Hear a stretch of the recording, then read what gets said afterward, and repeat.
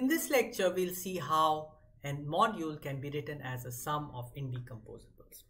So the main theorem is the following. Suppose M is an R module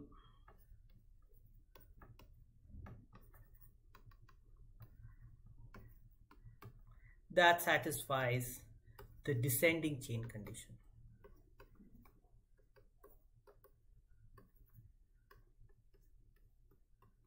Then M can be expressed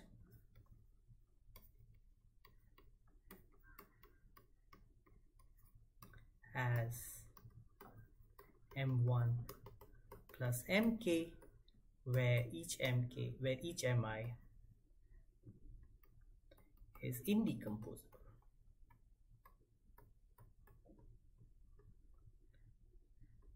for I between 1 and k. Now, before I give you the proof, let me just give you the proof idea. So the proof idea is the following. You start with M, and then, well, if it's indecomposable, then you're done. Okay, if it's not indecomposable, then you can break it up as a sum of two submodules, both of which are non-trivial, say M1 and M2. Now, if M1 and M2 are both indecomposable, then you're done. Otherwise, it's possible that otherwise one of them is not indecomposable. So let's say M2 is not indecomposable. So if M2 is not indecomposable, then I can further decompose it into M21 and M22. And let's just for the moment assume that M1 is indecomposable, so I won't do anything to it. Now again, if M21 and M22 are indecomposable, then what we have is, now note, we have M is M1 plus M2, but M2 is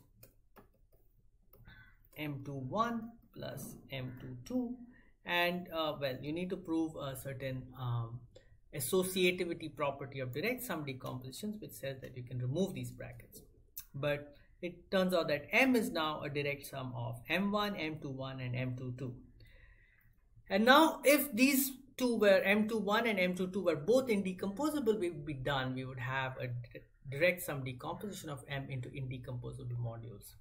But maybe they're not. So in that case, what we would do is we would go M212, M211, M212, M221, M222, and then again continue this until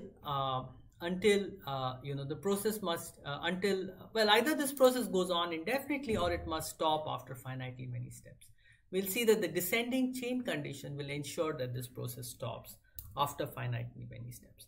Now at each step there are certain modules, these ones, which are not branched yet. So either they are indecomposable or at the next step they'll get branched. So these ones circled in green are called the leaves of the binary tree at that stage. Okay, so this if we can show that this process will stop, then we'll have an algorithm to write M as a sum of indecomposables. So this whole thing is called a tree.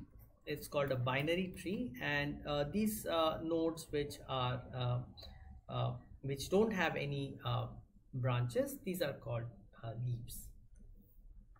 Okay, so now let's just write down this algorithm a little more formally. So here's the algorithm.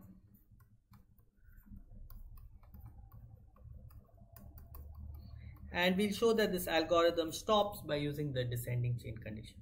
So start with T equals just one node, the tree, with one node M. Okay, so at the first stage, your tree has just this one node M, which is a leaf. Now, the algorithm goes as follows. If every leaf of T is indecomposable,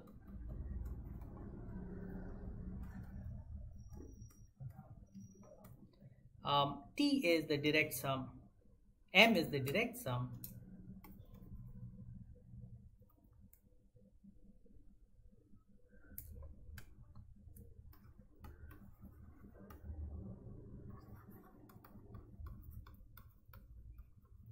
of the submodules corresponding to the leaves.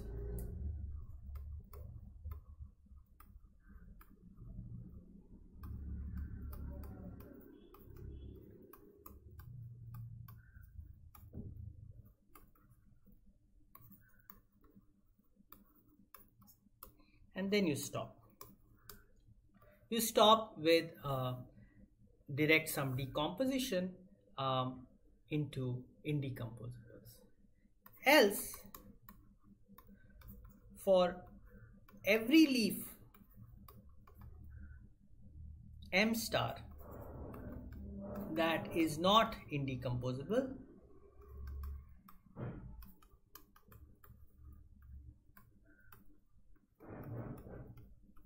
add branches.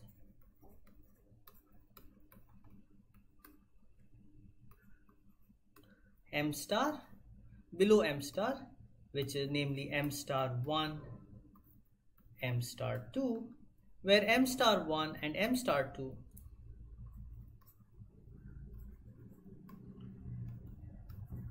give a direct sum decomposition of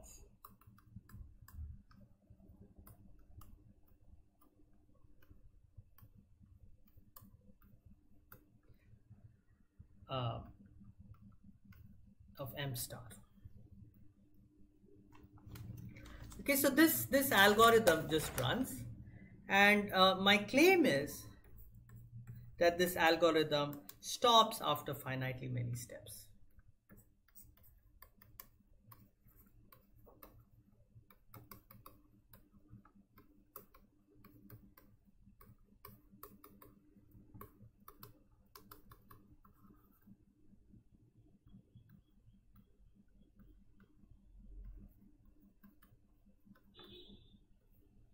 Well, if not, what will happen? So if not, there exists a path, an infinite path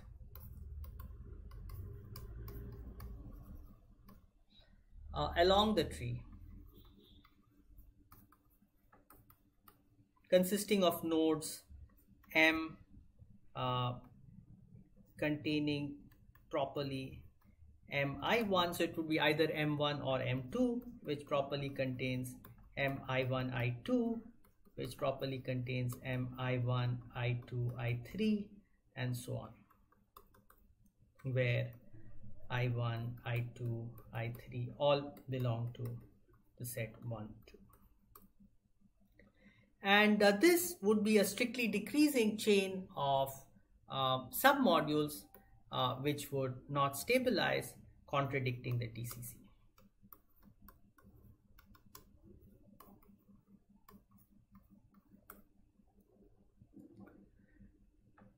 And so every module that satisfies the DCC can be written as a direct sum of indecomposable submodules.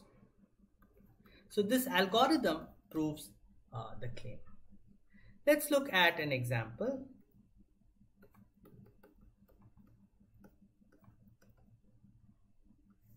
So let's take M to be Z to the power N, which is nothing but the set of all functions from the natural numbers to integers, and we think of it as a Z module. Addition is just a pointwise addition of functions, and multiplication of a function by an integer is also just multiplication of its values. So now for any S subset of n natural numbers, define Z to the S to be those functions f from natural numbers to Z such that support of f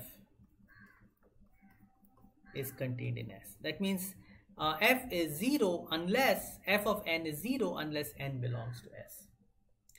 Then for any S, okay, so then what we can do is we can draw the following tree. So let's just run the algorithm.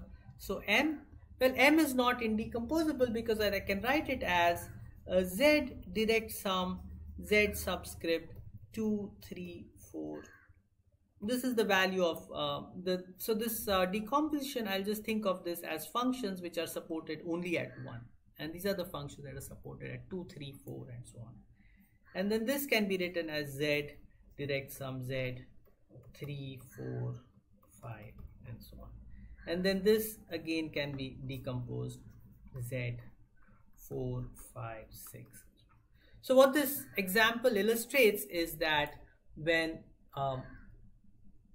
this algorithm runs forever without stopping, then here you see along this branch of the tree we get a descending chain of submodules that never stabilizes.